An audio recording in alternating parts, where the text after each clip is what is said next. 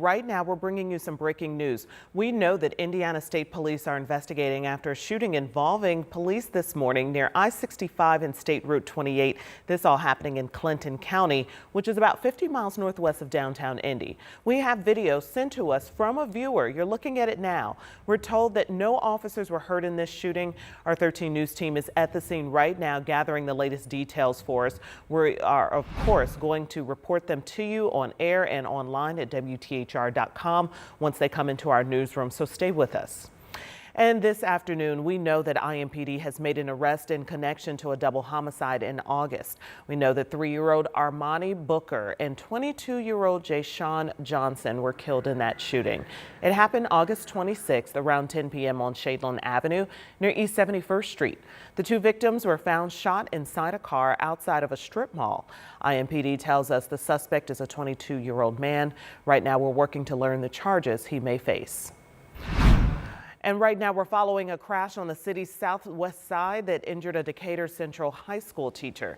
You're looking at video from the crash scene. It happened around 8 a.m. on West Kentucky Avenue near South High School Road.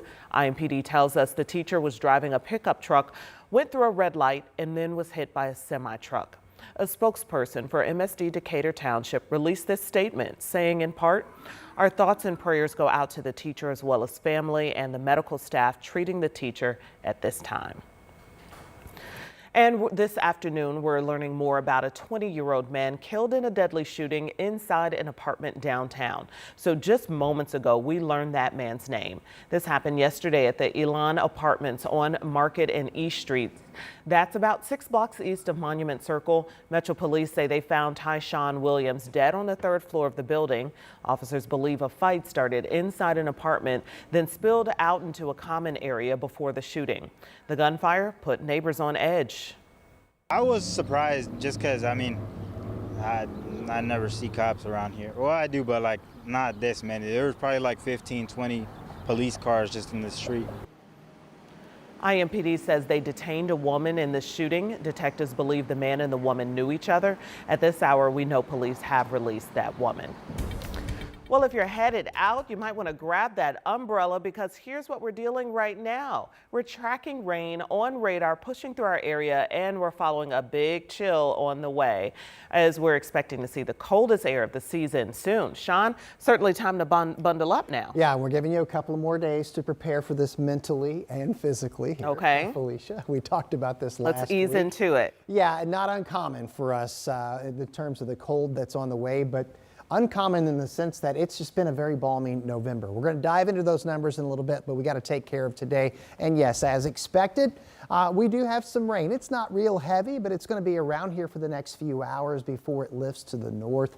Temperatures, a story today, even with the clouds and the rain that we have, we're going to be in the middle 60s and already there in some locations. Here's live Doppler 13 radar. This little batch of showers, this between now and 4 and 5 o'clock will be lifting to the north to the point by 5 p.m. The majority will be over the northern third of the state. But between now and then, we are going to have some lunch impacting some recess plans for some of the kids.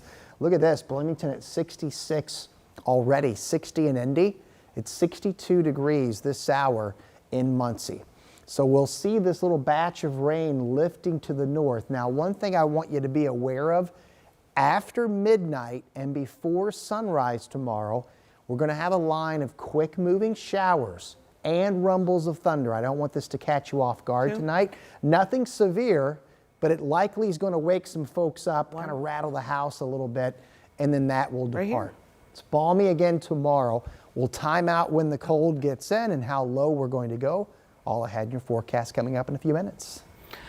Okay, Sean, thank you so much. And right now, 13 News is also working to learn if police have any suspect or vehicle information in connection to a deadly hit and run. Just hours ago, we learned the name of the 66-year-old man killed in the incident. It happened yesterday morning on the northwest side of West Kessler Boulevard, North Drive and Lafayette Road. James Lee Poole was taken to the hospital in critical condition, but later died from his injuries. And this crash is one of several involving pedestrians that happened over the weekend in Indianapolis.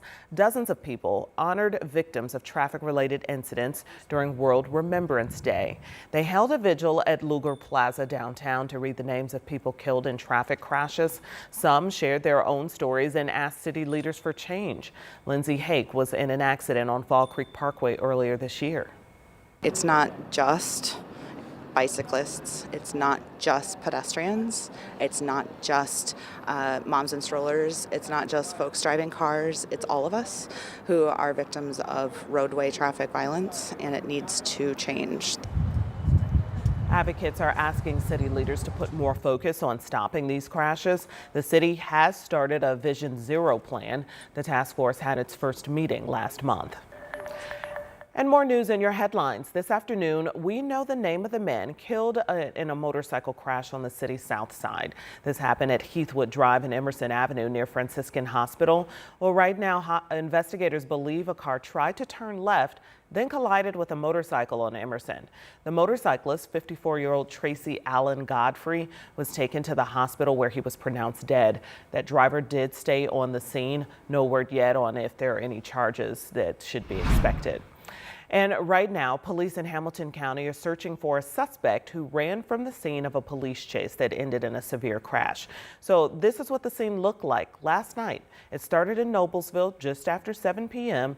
Investigators say an officer tried to stop someone in a Dodge Challenger for a traffic violation, but that driver took off from police, got onto the highway, and then crashed into another car.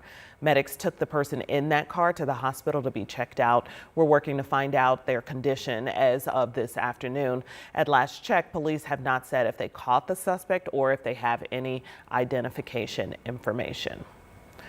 Well, the debate over the death penalty is center stage at the state capitol. This as people are rallying in hopes of stopping the execution of a man on death row set to die by lethal injection next month. Marina Silva shares the message protesters have for state leaders.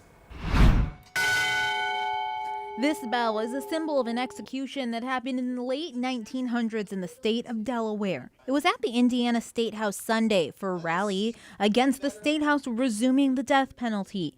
Dozens of people gathered in protest. When I was a preteen and a teenager and people would get executed, I would get physically ill.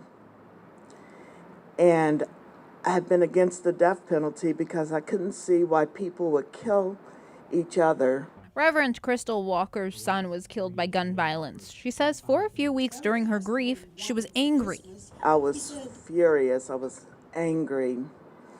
I thought, I wish the other person would die. And when I thought about this, I said, I don't want any other parent. I don't want anyone else to go through what I went through. This rally comes just 1 month before Joseph Cochran is set to be executed. Cochran would be the first person executed in this state in 15 years. The Indiana Abolition Coalition is asking the governor to halt the execution, citing Cochran's mental illness. Joseph Corcoran was convicted in July 1997 for killing his brother James, 30-year-old Douglas Stillwell, and 32-year-old Robert Turner, and 30-year-old Timothy Bricker. Corcoran's legal team had a statement read at the rally. Joe's ultimate refusal to accept either a plea bargain to life without parole, or a bench trial without the death penalty was a product of his mental illness. Joe's mental illness impeded the state's own efforts to avoid a death sentence altogether. Corcoran's legal team has filed many appeals and has asked the courts to stop the execution. But in September, the Indiana Supreme Court ruled he would be executed before sunrise on December 18th in Michigan City. In Indianapolis, Marina Silva, 13 News. And 13 News did reach out to the governor and Attorney General's office for comment on the rally, but we have not heard back.